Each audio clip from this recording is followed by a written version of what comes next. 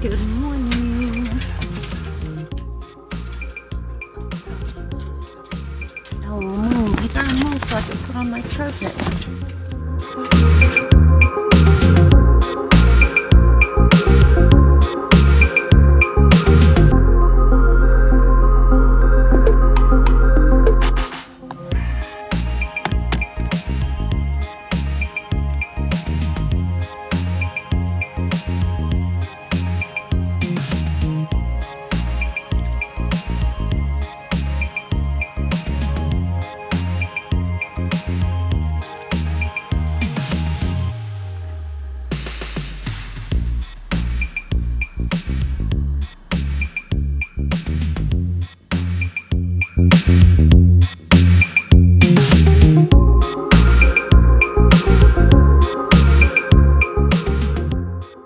Alright, got my brunch here. Probably will serve as breakfast and lunch. Yeah, and I can't get better than this. I mean, that view.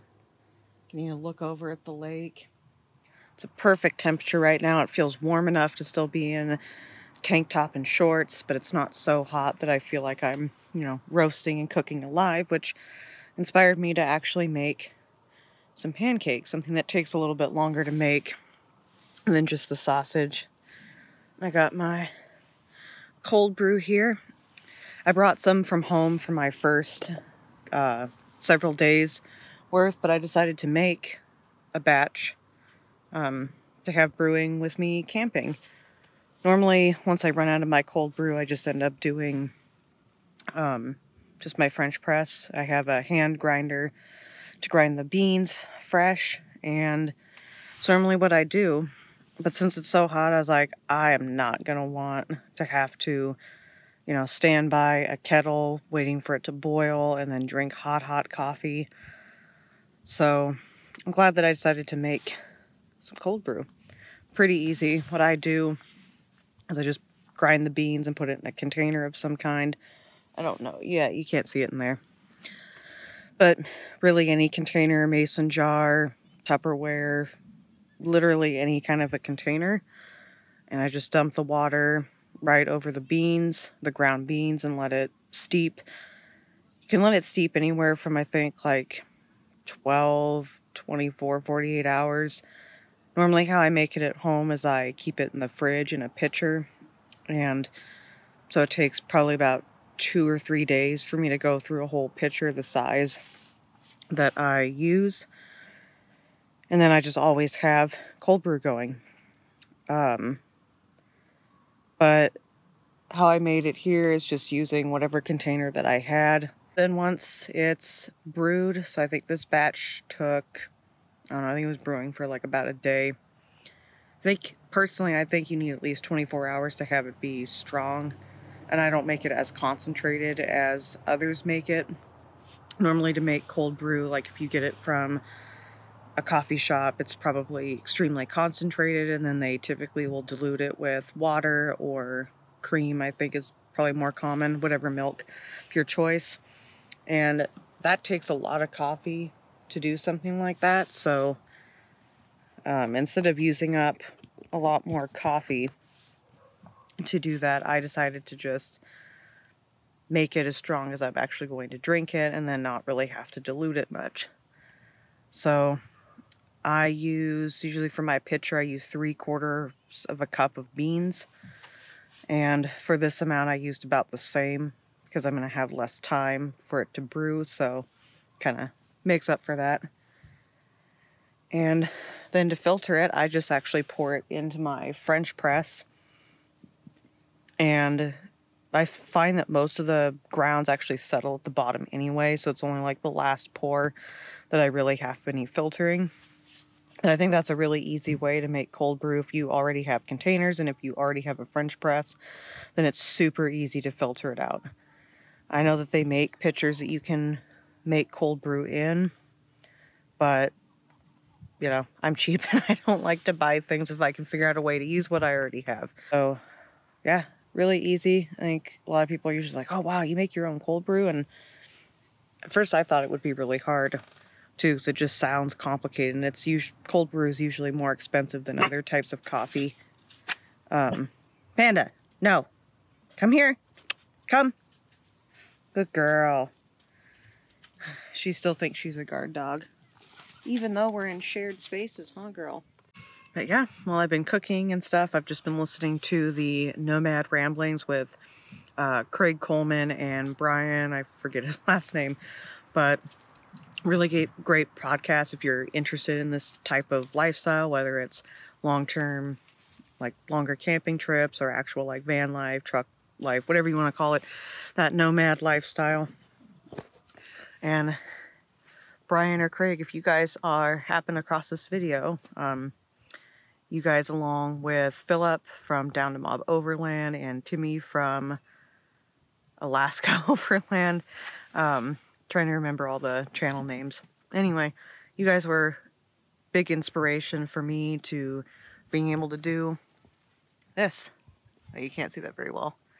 But to be able to make a little home out of my truck, and thinking that, you know, I don't necessarily need to get another vehicle to build out. You know, I don't need to have an RV or even like a big camper on top of the truck. I can just get it done with some DIY and a canopy.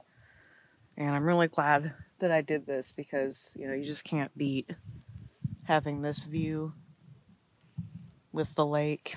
You know, I got a really good spot this time. Not that the spot I had before was bad, but this is even better. And we've got some blue sky trying to peek through.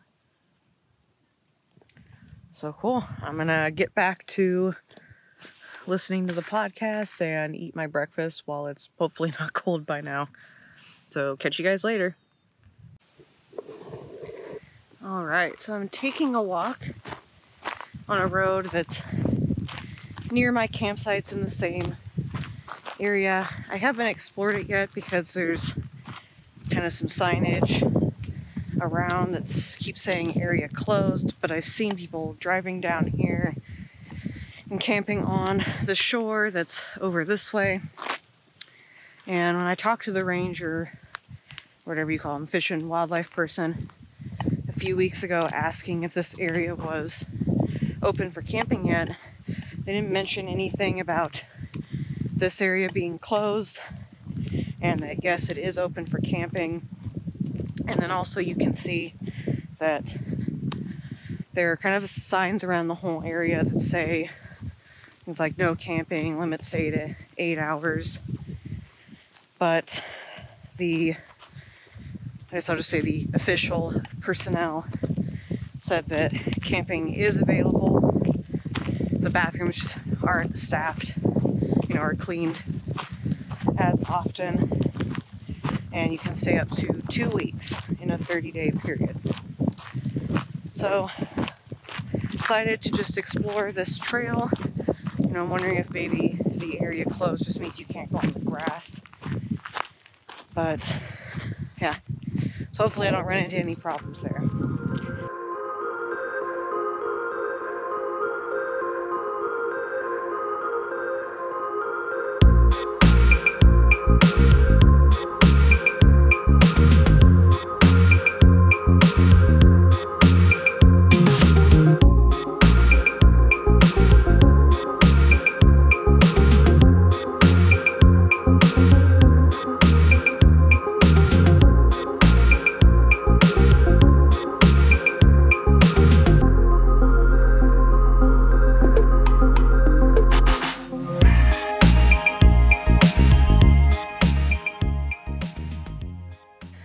Alright, so it is officially day 5 in the afternoon.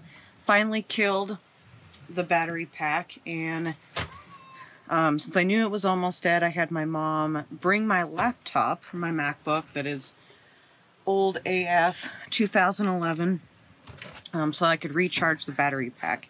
So I'm curious how long it'll take to recharge it with my laptop not plugged into a power source. So I do know, though, that it took, I think, about somewhere between 4 and 6 hours to fully charge this black web charger with the laptop plugged in. See if it'll actually be able to fully charge the battery pack before the laptop itself dies. If it is not able to charge it up that much, that might actually be what limits my trip.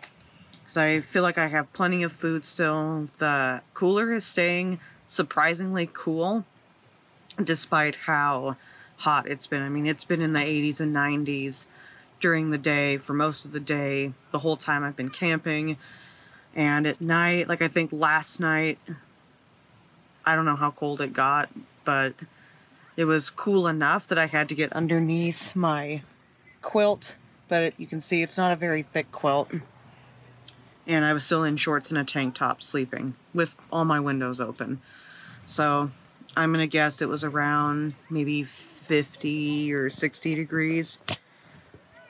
So not cold, but cold in comparison to the rest of the day. And like I said before, I don't really need my phone charged that much, because even if I'm just listening to podcasts and watching, a few episodes of something on Netflix, reading my ebook, it's not going to drain the battery very much, and I can charge it, with my truck. Yeah, I can get it from 20 to 30% up to 80% within 30 to 45 minutes. And I don't really want to have my truck running that long, just because it's loud, it's not that good on gas, and my exhaust is stinky. So it'd be really nice if this battery pack can charge at least halfway, because that would probably give me another 2 or 3 days of being able to charge my phone off of this.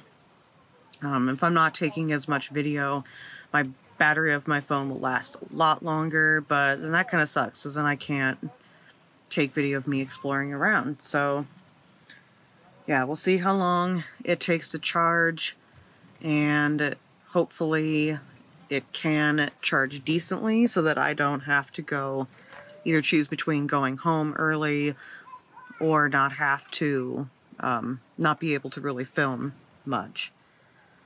So yeah, we'll update you later. So I'm doing Coleman Camp Oven Review Take 2. First time I used it, it was a little difficult. I had really bad whistling noise because it was so windy out at the lake. But I'm going to give it another shot. It's probably just as windy today as it was the first time that I tried this out. But I figured out what was making it so whistly. And when I actually set this guy on the stove, we'll explore that. But I just wanted to show how pretty easy this is to set up. So you've got these little lever things on the top and bottom that keep it locked so that it doesn't unfold when you don't want it to. So then what you're going to do is just pop the bottom down, and then top just unfolds. Of course, okay, there we go.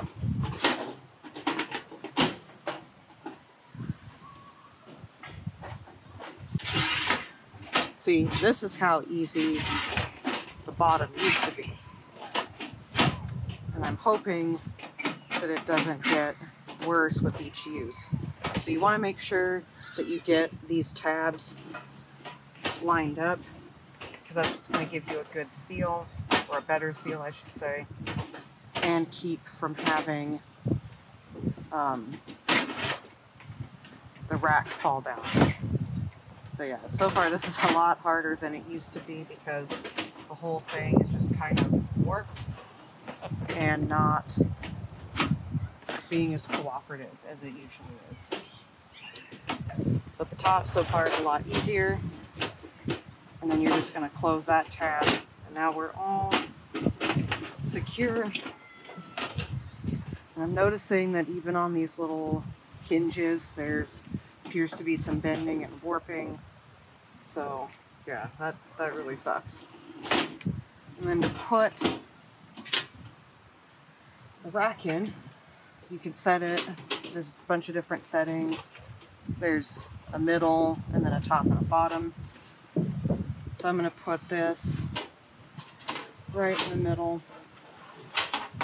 I don't think I would advise.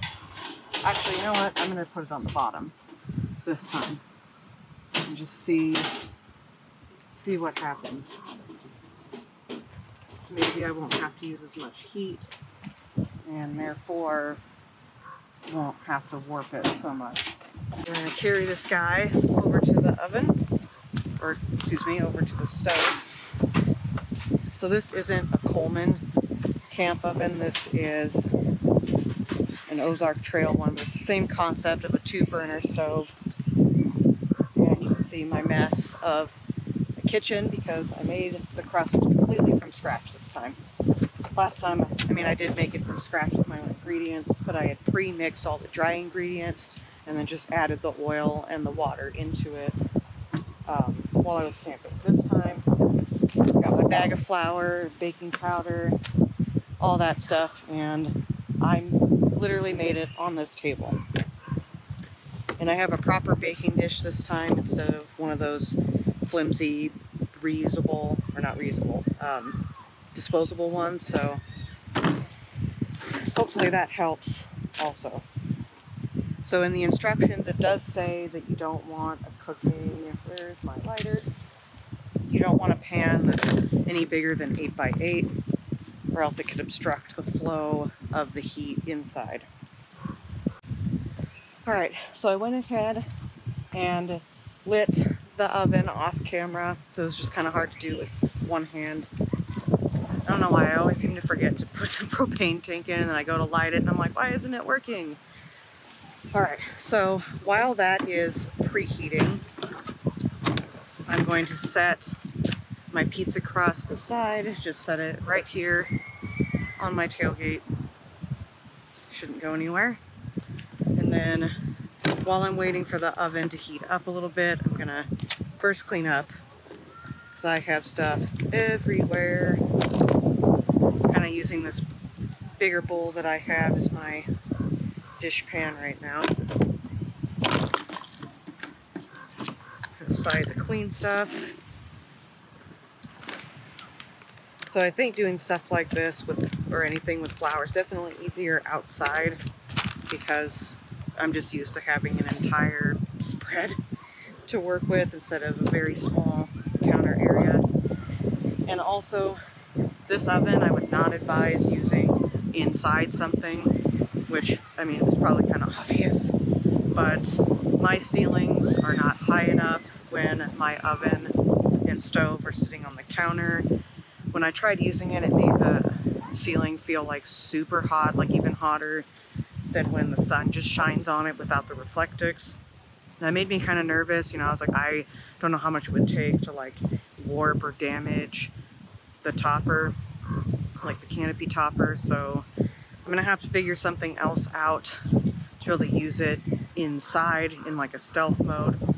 So far my solution is that if I have to use it in some kind of a stealth mode, where I'm like maybe camping on the side of a road for a night while I get to my planned destination, I just won't bake. Yeah, I mean, that's probably the easiest thing because I can pretty safely use just the stove inside. And I think it would just be a lot more work than it would be worth to try to figure out how to use the oven indoors. I've seen some reviews where people said it can double as a heater. I don't really know if I'd want to do that, especially with how quickly it warped already just with essentially one use. I think there are other solutions for heating the inside of your truck or camper or whatever you have. So let's check on the oven here. So it is still not hotter than it said it was. Wow, that didn't make any sense. So it has a gauge that goes from 100 to 600. And so far it hasn't even moved. Honestly, I don't know how accurate that gauge is because even when I've cooked the same pizza and cake recipe in a regular oven, so I've done it in a toaster oven, and I've done those recipes in a propane, like a regular oven. It just was a propane one in a house. And it definitely took longer than this thing actually did to cook those, which I guess is kind of a win. because it cooked things super evenly. I didn't have any spots that were like burned and then some spots that were uncooked. So that was really nice. I don't know if it's just because of the small space that helps, but the temperature was only reading somewhere between usually 200 and maybe 300 if I was lucky. I think a couple times it actually got up to 400 or 450 when it stopped being so windy. But most of the time of the cooking it was actually at 200 or maybe lower, like 150. And the recipe, so the pizza needs to be cooked at, I believe, 450 or 400, and then the cake was like 350 or something like that. And it definitely cooked, like I said, faster than it does in a conventional oven. So I'm guessing that this thing actually gets a lot hotter than the gauge says that it does, because I can't see how it can't be heated up at all. And let's see. So yeah, I can definitely feel heat in there. Make sure that the flame is still, yeah, so the flame is definitely still on. And another thing I had noticed is that my, whatever this is, the grate that goes on top of the oven had also warped on the side that I had the oven on. So I don't know if that's the fault of the camp oven or the camp stove. This was a, I think, like $30 camp stove from Walmart, Ozark Trail. Alright, so update.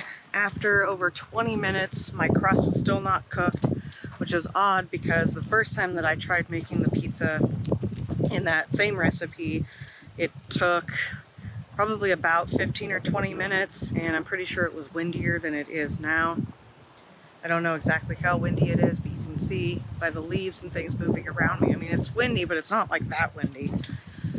And the thing never got above 100. In fact, I don't even know if it actually got to 100. It was barely warm to the touch, or barely hot to the touch. And I don't know if it's because I'm using an actual pan instead of one of those disposable, really thin, kind of tin pans. I think that worked better. But since the crust really wasn't cooking and it was only maybe half cooked, I decided to just put it inside my cast iron skillet and wrap some foil on the top. Hopefully that'll work a lot better.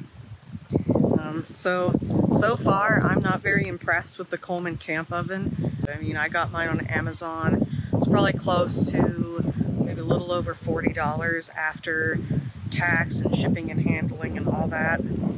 And I could have been halfway, at least halfway, to a Dutch oven, or maybe found a Dutch oven at a thrift store for way less than that. And a Dutch oven at least is more versatile because you can put it on a fire, hot rocks, you could put it on a stove. You can just do so much more with a Dutch oven, whereas this Coleman camp oven, all you can do is put it on top of a camp stove. And the cast iron skillet saves the day. Let's see if I can get it to focus.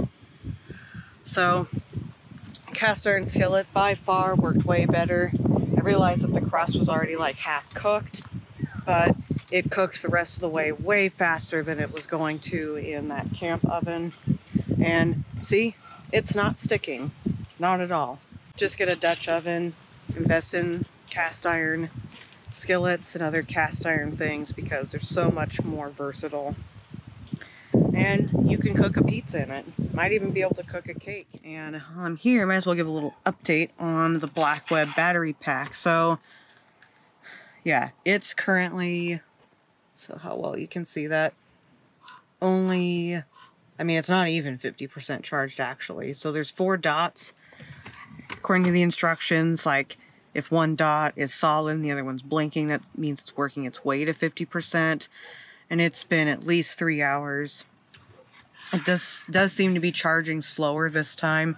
I'm guessing because my MacBook is not plugged into a power source, and currently, let's check, my MacBook is now at 50%.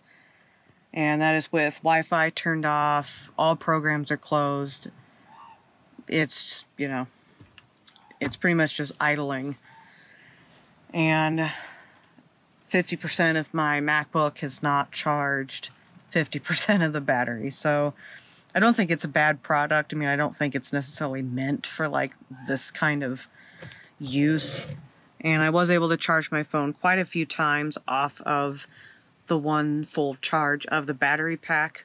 So it's a lot cheaper if you're not able to afford a Jackery, or just if for whatever reason that's not your journey at the moment. I think that's a good way to be able to charge a phone without having to charge your or use your car. Because update on the cooler, so it has been almost a full 5 days. I got here, or I've put the ice packs in the cooler and loaded it with food probably around 7 p.m. on Wednesday, and it's now like 3:30 on Sunday. So I think that's, did I do my math right? Is that 5 days? I don't know. I might have to correct that later. But the cooler has been feeling cold most of the time, and today's the first day that like I've reached in there and I'm like, it's still cool, but it doesn't feel cold. So like I would not want to put meat in there that's uncooked. You know, maybe if I was just gonna like go to a grocery store, and the alternative would be to have it just sitting out in the open in my truck while I drive home with it, I'd feel comfortable with that. But as far as putting any kind of like raw ingredients that could make you really sick if they're not refrigerated properly, it's at that point where I don't think I would trust that. Food that I've already cooked that just needs to be kind of held at a cooler temperature, I think it's probably okay for that, but I'll honestly be surprised if it is any more than just slightly cooler than the outside air by like this time tomorrow. All right, quick update. So I am in Morton at the Morton Country. I had to just look at the name of the store. Morton Country Grocery Store. So this is afternoon of day 6, and the ice chest is no longer like cold. It's just a little bit warmer than, or colder than the outside air. So I decided instead of having to go home sooner, I would just come and get some ice and see how well that does, mixed in with the bottles of water that are still like cool or cooler than the air outside, and just see how well that works and how long the ice lasts. I wish I could get cubed, or not cubed ice, block ice, or even dry ice to try to refreeze the bottles, but I don't think that they sell either of those here. So we'll get what we can, and I'll buy a few other little grocery items and get some gas and charge my phone while I'm at it. Hopefully by the time I'm done with all of my shopping and stuff, I can get a full charge, because the power pack, battery pack thing that I have from Black Web only got to about 50% charge. Maybe it's close to 75%, hopefully, but you know, figure I only have about maybe 2 or 3 days, depending on my usage, of charge left on that. If I have to, I can charge my phone probably once off my speaker, and then after that, it's pretty much just using my truck, which, as I said, I'm not like a huge fan of. So yeah, I don't want to run my battery down too much. Just wanted to give a little update, and we'll see you later. Oh, I'm so excited. They actually had block ice. I don't know how much it was. I'll have to look at my receipt later, but that shit probably could have been $20 a pack, and I still would have bought it. Definitely wasn't that much, or else there's no way that my total could have been what it was. I am waiting for coffee. In hindsight, I probably should have gotten coffee and gas first, and then the groceries and ice, but I guess that's how you learn, right? And there's the grocery store over here, and the gas station is just right in front of me, so at least I won't have to go very far. Hoping it won't take too long. But yeah, and it's also nice to sit in my air-conditioned truck. I feel like I got a little bit spoiled by sitting in here, and it's only 75 degrees, I think. So it feels cooler here in town than it does at the lake, which is weird. I would think it would be the opposite.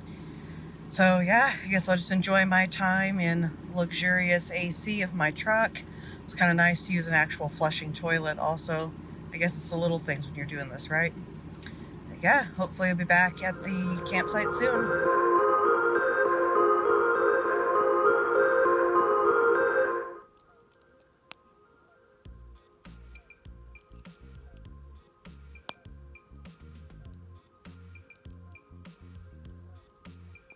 All right, y'all, it is time to say goodbye to this spot. I'm all packed up, just gotta roll up windows.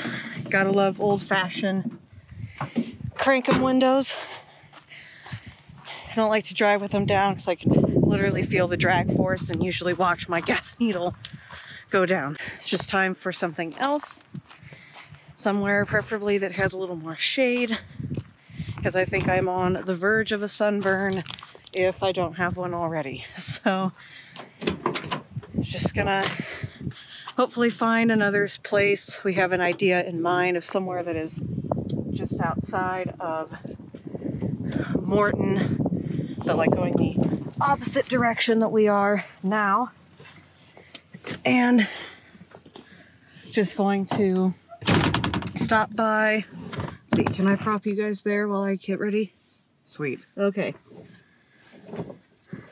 So just going to stop by that same market again just to get another block of ice. The block that I have, or the blocks that I have, are only a tiny bit melted. But I figure, since I have to drive by that store to get to the next place, might as well get some more ice. Sorry, multitasking is not my strong suit.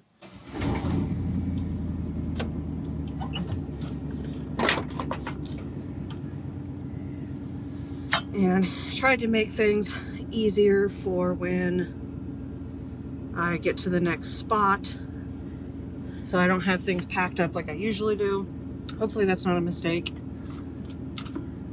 But yeah, had a pretty fun time here. It's time to move on. And in my next video, you guys will hopefully see where I get to go next. So in the meantime, stay cool, stay warm, whatever temperatures you're dealing with, and don't forget to get out there and have fun. So there ended up being a slight change of plans. We headed into a different direction to go camping somewhere else, but we ended up not actually camping somewhere. We ended up just finding out that my mom's van, which shouldn't have been a shocker, just couldn't go to the same places that my truck could, and since my mom and I were planning to stick together, I didn't want to let her go home by herself and then me stay in the spot that we had kind of found. So we both ended up going home. So I do have a couple of clips of the area, I guess, that we found. So you'll be able to enjoy those, but there is not going to be another video of the place that we found, like I said. So instead, the next video that I'll be posting is actually another forest road that I found probably a week or two later. So as always, thanks for watching. Go ahead and give it a like and a subscribe if you enjoyed, and I'll see you next time.